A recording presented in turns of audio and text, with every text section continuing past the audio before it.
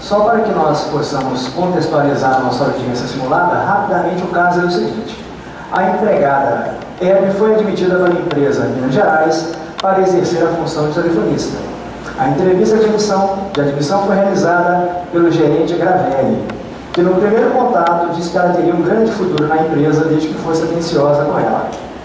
Passados 3 meses, foi promovida a secretária particular de gerente. Por diversas vezes, ficou após o expediente a pedido do gerente, e nessas ocasiões sempre era convidada para sair com ele, bem como era oferecida carona. O gerente ficou irritado com as constantes negativas da empregada e passou a persegui-la.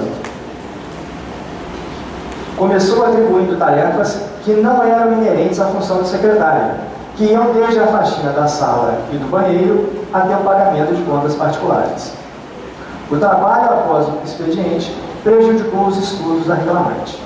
Os atos de perseguição se intensificaram tanto que a reclamante teve que submeter a tratamento e acompanhamento psicológico. Não aguentando mais as condições de trabalho desfavoráveis, pediu demissão. Em função dos fatos narrados, ajuizou reclamação trabalhista, requerendo a reversão do pedido de dispensa de demissão para rescisão indireta, com pagamento das verbas rescisórias correspondentes, mais indenização por dano moral. Esse é o contexto. Vamos agora iniciar a nossa audiência simulada. O primeiro momento que pode gerar alguma insegurança ao advogado recém-formado é saber em qual dos lados da mesa ele irá se sentar com seu cliente.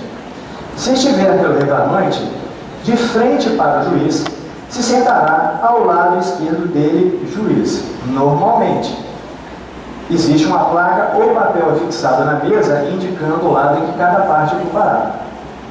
Para evitar surpresas e o constrangimento do juiz pedir que o advogado do seu cliente troquem de lado, deverá o advogado assistir uma audiência antes da sua e verificar em qual dos lados da mesa o reclamante se sentou. Atenção! Pode haver juízes que determinem que o reclamante se sente ao seu lado direito. O artigo 843 da CLT estabelece a obrigatoriedade da presença das partes à audiência de julgamento, independentemente da presença dos seus advogados.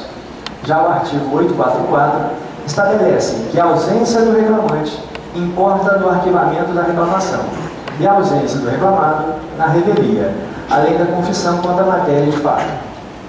Com relação à ausência do reclamante, existe uma hipótese na qual o juiz não determinará o arquivamento, mas sim redesignará a audiência de julgamento. Tal hipótese está prevista no parágrafo 2º do artigo 843 da CLT, que autoriza a representação do empregado por outro empregado que pertence à mesma profissão ou pelo seu sindicato. O objetivo dessa representação é tão somente justificar a impossibilidade do comparecimento do empregado, evitando-se o arquivamento da reclamação trabalhista, não podendo o representante praticar qualquer ato no lugar do reclamante, como, por exemplo, transigir.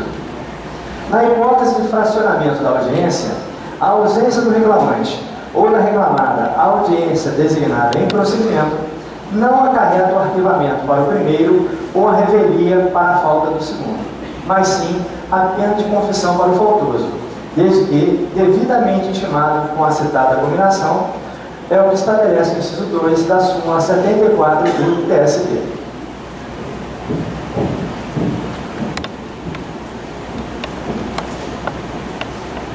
Nesta primeira situação, simularemos a ausência do reclamante por ter sofrido um acidente que o impossibilitou de comparecer à audiência. Pode apregoar as partes. Audiência das 15h30. Hebe da Silva e Empresa Minas Gerais Comércio Limitado.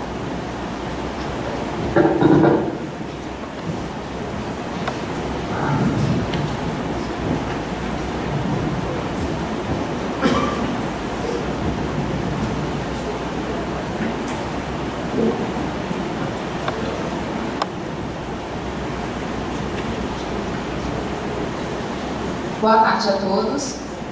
Boa tarde. Doutor, o reclamante. Excelência, conversei com ele hoje e ele me disse que encontraria comigo na porta às 15 horas.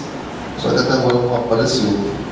requer uma vossa precedência que aguarde um pouco mais, pois o reclamante pode estar chegando. Doutor, eu indefiro. As partes devem estar presentes na hora designada para a audiência. Não posso aguardar, até porque a OJ 245 da SDI 1 do TST é clara ao estabelecer que inexiste previsão legal para tolerar o atraso. Diante da injustificada ausência da reclamante, eu vou arquivar o processo. Diferentemente do processo civil, no processo de trabalho, a regra é da irrecorribilidade das decisões imediata das decisões interlocutórias, conforme estabelece o parágrafo 1º do artigo 893 da CLT.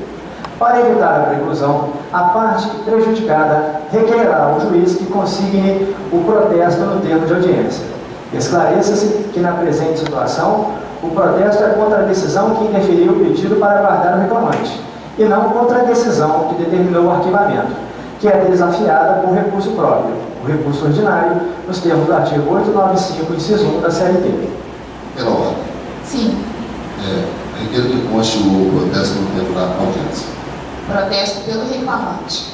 Assim, diante da ausência injustificada do reclamante, o juiz determina o arquivamento da reclamação trabalhista.